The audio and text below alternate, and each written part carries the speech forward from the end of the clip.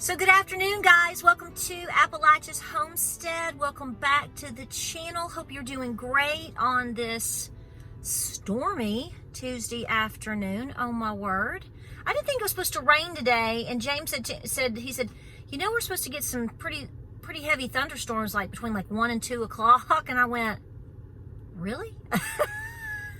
And really at 1:46, it's 2:49. I don't know what my timestamp is going to show because when I put up, you see that little time that I film a video, that's automatically done through my iPhone, my 2018 era Apple 10 little dinky iPhone. Honey, I'm wearing this thing out. I'm not doing anything until this thing won't do nothing no more. I hope I didn't jinx myself. But anyway, so it has rained and rained. I hope to kind of go around the property today. I haven't picked the rest of my black cap raspberries, although I'm very pleased to say that I have carrots coming up. Yes, I did. I planted carrots, and it's so strange because I did the exact same thing in 2 different planters. And it's the exact same soil, okay? My compost.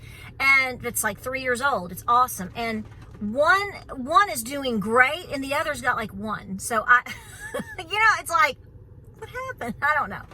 So I'm gonna have to work on that, but that's gonna have to be delayed until it dries out just a little bit. But I hope you're doing well. I want to thank you so much for your kindness and your support. And if you're here for the first time, welcome in. Be sure to subscribe. Be checking your subscriptions. There's some different videos going around now, which I have not been able to dive into to tell myself.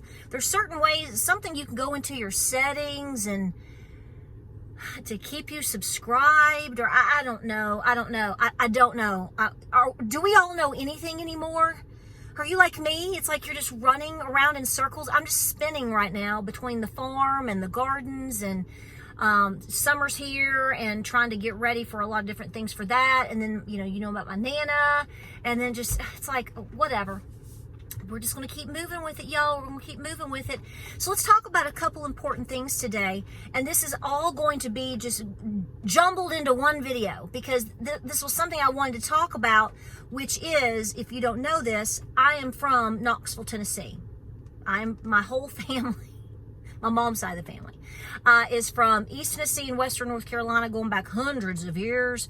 And long story short, it is so weird to see your hometown. Now, I don't live in Knoxville. I know some of you get confused about that, which, I don't know why you'd care where I lived anyway, but I actually don't live in Knoxville. For you to be able to own farmland in Knox County, okay. If you have some, it's probably just a couple of acres that you bought way prior to 2020, or granddaddy did something, but a lot of the good farmland is gone, okay? And the reason you're seeing all of this is because Knoxville is in the top 10 most moved to town or city right now in the United States of America. I think I saw that the other day. I believe we're 5 or 6. We're on the map. But they're not just moving to Knoxville. They're moving to everywhere outside of Knoxville. People are giving up everything they have to make it to East Tennessee particularly. Now, I don't know about y'all. I think Middle Tennessee's pretty ran over as well. I'm not hearing that people are trying to flock really hard to Memphis. I just want to put that out there. Shocker. And it's not that way for Chattanooga. Chattanooga's kind of out there, although there's so many good people down there. But long story short, Knoxville's on the map. East Tennessee is a magnet. And I really want to talk about that because it's really important for people to understand what's going on in a lot of these cities that people are flocking to. Because of that also, in my personal opinion, because of the push on the population, because of the push of resources, the push on farmland, the push on houses, houses are through the stinking roof here. We looked at a fairly new construction. I've talked to you before. We're just keeping up with prices and looking at things. I'm not moving. I'm never moving again. I ain't ever. The move from my last farm to this one, we closed on this property on March the 3rd of 2020. It took me 6 months to move all of my belongings and to fully get out of my old home Not because we were lazy or because of the distance per se. It was because of COVID and everything that it took to get here. So I have trauma from that. I'm never moving again. No, I'm not. No, I'm not. No, I'm not. No, I'll be standing at the pearly gates, but I ain't gonna be leaving here because it's just too much trauma and drama to move without all the nonsense that we're seeing right now with prices. And a lot of good people tell you interest rates really aren't that bad. It's the prices. Here's the deal. We stopped and looked at a little fairly new construction. I've told you that my son is, are we going to move on the property? What are things costing? What do we like? We're just doing research. There's a little house. It's not even a house. It doesn't have a garage. It's like a chalet. Kind of like a chalet. It's cute, don't get me wrong. It's 1,400 square feet.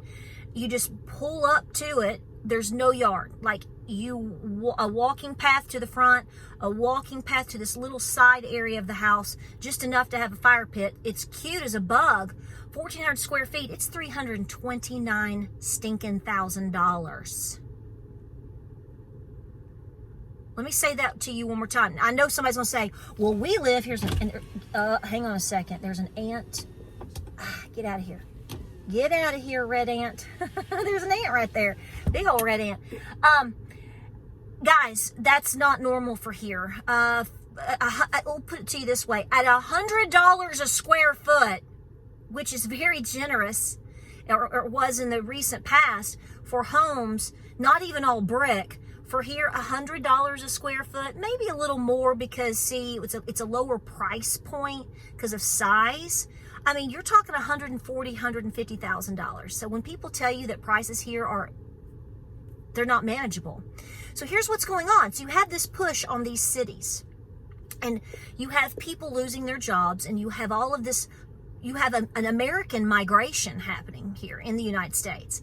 What it's also doing, and I want to thank Jeremiah Babe for hitting on this. I was listening to his video earlier and I was like, oh, this is great because it led me to more information. It's leading to house prices, people losing their jobs, Knoxville off the charts, crazy, crazy, crazy town. Because he mentioned about specific articles, and you can actually go Google this. Google it. That just is my way of telling you to go research it however you want to. I don't care what search engine you use. It's your business. You know what you like. Bidenvilles. Well, I can tell you right now, there's Bidenvilles in your town, and there's Bidenvilles here. Now, in years past, we've seen the terminology for, quote, Bidenville being used for a lot of places where there have been a lot of, quote, as they call them, migrants. We call them illegal invaders. Let's just call it what it really is, okay? And so they're making all of these little shanty towns, which is great because he was talking about that, and I looked up the specific article. And they were talking about how you had Hoovervilles in the 30s. The height of the Great Depression was in 1933. And by that time, you had like, I don't know, maybe around 40%. A massive portion of the U.S. population was homeless or couldn't function. A lot of these people became farmhands, or they all had to move in with each other, or they were just homeless, and they made Hoovervilles. Well, now you have that happening all over the United States, probably in your town too. Don't think it's not there, because I guarantee you it's somewhere. You have now what's being referred to as Bidenvilles. It's not just about the invaders. It's about American citizens who cannot afford to live anymore, and so therefore they are homeless on the street. It is not just people with a drug problem. These are people that are trying to work, have jobs. They may have a car. They're making shanty towns, as you would call them, out of however they can do it. I mean, I know you folks on the West Coast especially, it horrifies me to see some of the things that I see in California, Washington, and Oregon. And by the way, please chime in on that. I mean, small town America is not seeing specifically as much as what you guys are seeing, but believe me, it's coming here. It is here. Our own people are struggling. Okay, so when you see all of these things, and I've seen memes about it over the past couple months and whatnot with Build Back Better and don't build back anything, knock it down, take it down, and make it into something that nobody wants so you can have control because you are a slime ball, greasy demon. That's what people are living in now. And I want you to pay very close attention to this because I assure you, go to certain areas, especially, you don't have to go there, but if you happen to be there, be looking around. If you're close to especially the highways or the interstates, and you have certain restaurants or grocery stores, like for here in Knoxville, things that are near major areas like the Cedar Bluff area. And it actually starts, and I've said this many times, if you are traveling down Kingston Pike from, say, the Farragut area, from Lenore City into Farragut, and you start traveling straight down, when you start getting close to Level Road, where Costco is, Costco and coffee shops and you're going to start seeing a lot of homeless people walking.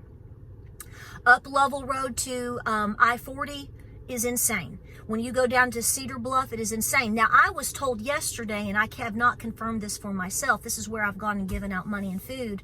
There are several what you would call these Bidenvilles behind the Kroger, the new Kroger there, near the Lowe's. I mean, they're just encampments. They're major homeless encampments. I was told yesterday that they have moved a lot of them out. I don't know if that's true. You can't get all of them out. They've tried to move them more close to the downtown area. And then I've talked to people that work in downtown Knoxville that says that they're pushing them back from downtown Knoxville way out into West Knoxville. So where the truth is on that, I'm not really sure. It's like nobody knows what to do with them. But to go back to this, what are we going to do about all of this? And what are you going to do when you find out that your best friend or your cousin or somebody you know is the next resort for them is a Bidenville, a shantytown, a homeless encampment because they've lost their job. They can't make rent. How in the world are people making all these rents? We were just talking about this too again yesterday. The apartments that are going up here, not here, but over into Knoxville, who can afford that? I mean, we're talking $1,200, $1,500, $2,000 a month for apartments. Guys, now if you're in, like I said, if you're in, Connecticut or Massachusetts or, Colorado or Hawaii, that seems cheap to you. It is super not cheap here. You have to remember the pay scale and the earnings and all of these things. Or geographically, how much things cost, and have to put that into relation.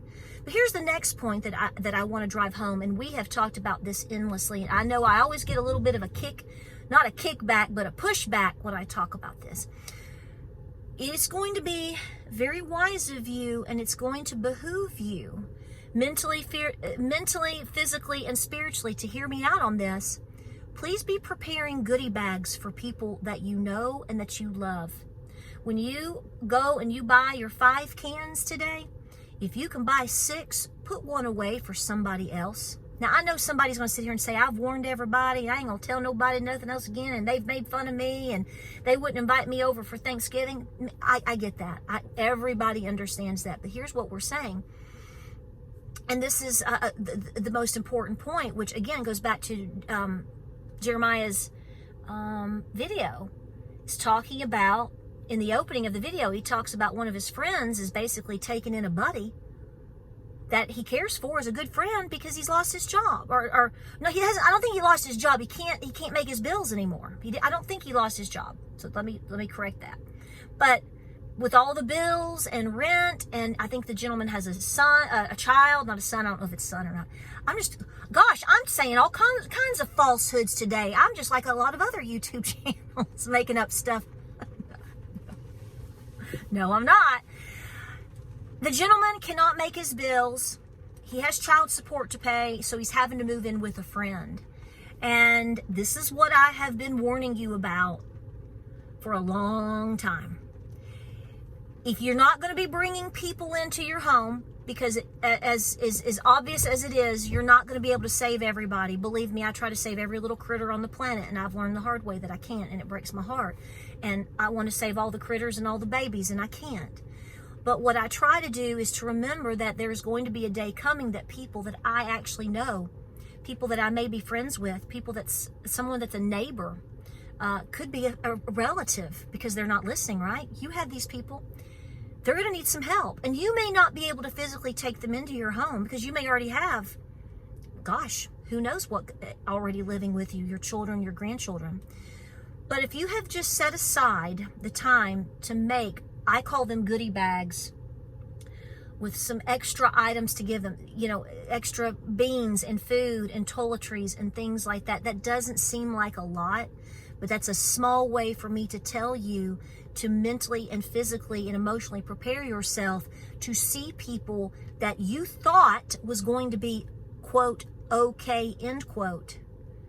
And now you see that they're not. And while you can put a few things away before they continue to become more expensive, you might actually be a lifeline for somebody. It may be somebody that you absolutely don't even know at this moment. Okay?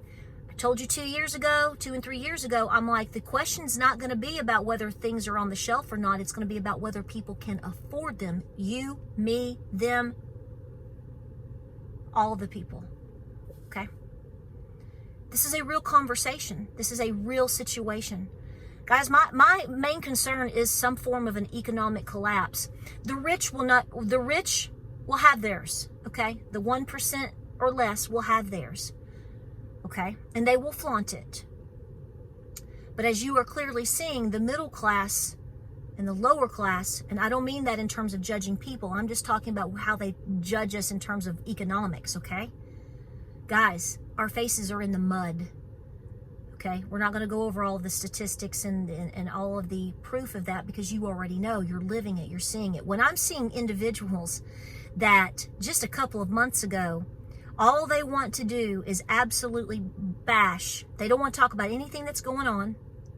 They don't want to talk about assuming responsibility. They don't want to talk about watching the things in live action that are happening to our people now. They only want to blame Donald Trump for everything. And this is not a plug for Donald Trump, but what I'm getting at is I'm actually seeing those people now admit to you that the economy is bad. Whereas 3 months ago, not even that long, they were telling you, oh, the economy's good. Look at the stock market. These forever Trumpers, they're just making it up. Yeah. Okay. I mean, these people look so, I'm just going to say it, they look so stupid when they talk like that. Okay. You don't have to vote for Donald Trump. I don't care what you do. It's your business. I mean, I care, but I have no control over that. But for people to sit around and talk about how great the economy is when everybody's over here moving into Bidenvilles, you got to be out of your gourd. No, that makes you look really bad. But these people now, all of a sudden, well, the economy's not doing well. So the economy's struggling, and it could be better. See how? So watch those twisted words and actions. It's either to the point where they can't lie and deny anymore. We'll give them that, okay? But there's also an attempt in my opinion, for manipulation on this as well. Remember what I've told you. I honestly think there is a serious probability. I can't see the future, so I don't know. But in my mind of probabilities, remember I have said Donald Trump will win the election, and the rug's going to be pulled, and then they're going to blame him. So that may be an intro into that mentality right there. It's the gateway. The creeper keepers. The crypt keeper creepers. That's the mind games they like to play. The fact of the matter is people are suffering, and if we knew the truth, you understand. You do understand that you would be categorized as an actual depression. You've been in this category. They're propping it up. They're keeping it going, all for political reasons at this time, and so that the rich can get richer and the poor will get poorer, including me and you, and that will be their bid for control. Boom. Pour some chocolate syrup on it, splash some Cool Whip, add the sprinkle, and do the cherry, because I just gave you the whole fried ice cream right there. But the fact of the matter is there's going to be people in your life that you never thought were suffering. They didn't tell you. They faked it. They maxed out their credit cards trying to keep up with the Joneses and made bad decisions. This is true. Could be your brother, could be your child, could be your neighbor, could be your mama. If nothing ever happens, if what I speak never happens or never happens to you, well, then you just have extra goodies in a bag or two ready for you to use when you need it. But I'm telling you, we are all going to have to be prepared for that, because it's continuing to be driven home. It will take a miracle, only a miracle at this time, to pull us, this country, and this world out of the grip of evil and the debt that it is under. And it was all done by design. And again, everybody's at fault here. So pray for that miracle. Keep preparing and be peaceful. You don't have time for the shenanigans. Don't let some screwball pull you in to a fight. Because that's the ultimate of what they want right now. The blame game is on fire. Okay? The blame game is on fire, and it will continue to amp up. What can you do? You can continue to prepare. And think outside the box of scenarios. Don't just think that you're okay and your debt's paid off and your tomatoes are growing and your neighbor's nice and you've paid off your car and hallelujah. That's great. I love it. Come on, give me some fist bumps right now. Come on. But understand, it could likely and most likely will get so severe that it's absolutely coming home to roost, and it will affect you. So the more that you're aware of that and have that preparation going, guys, the saner it's going to be, if that makes any sense at all. I'm trying to do my best to keep people in a sane seat and to focus on the things, because like I said, if you end up never seeing any tragedies around you with people that you know and love, praise the Lord. It wouldn't take far for you to go find one though, but a little extra prepping, meaning whatever you can do, however you want to do it, that's just more for you in the end. There's no loss. It's a total gain. And I think that's something that the Lord would be proud of, that not only are we trying to prepare for ourselves and family and friends, but we're trying to think outside of the box to help our fellow citizens. Believe me, there's enough people and things out there that need your assistance so bad. You can't go wrong. Appreciate you. Love you so much. Like, subscribe, and share. A lot of videos coming your way. Hopefully tomorrow will be better. I'm hoping to do a little garden update here soon. A lot of my things are growing from seed, so you're going to be like, wow, her green beans are like that tall. Well, right, because I didn't plant as early as everybody else. I waited. So far so good. Still waiting for my cucumbers to bust through the ground. I'm watching them till the weekend, and if they don't, I'm going to replant, because sometimes you just never know, something crazy happens. But guys, I love you. Like, subscribe, and share. Pray, prep, and be peaceful. Godspeed. God bless you. And guys, I'll see you on the next video.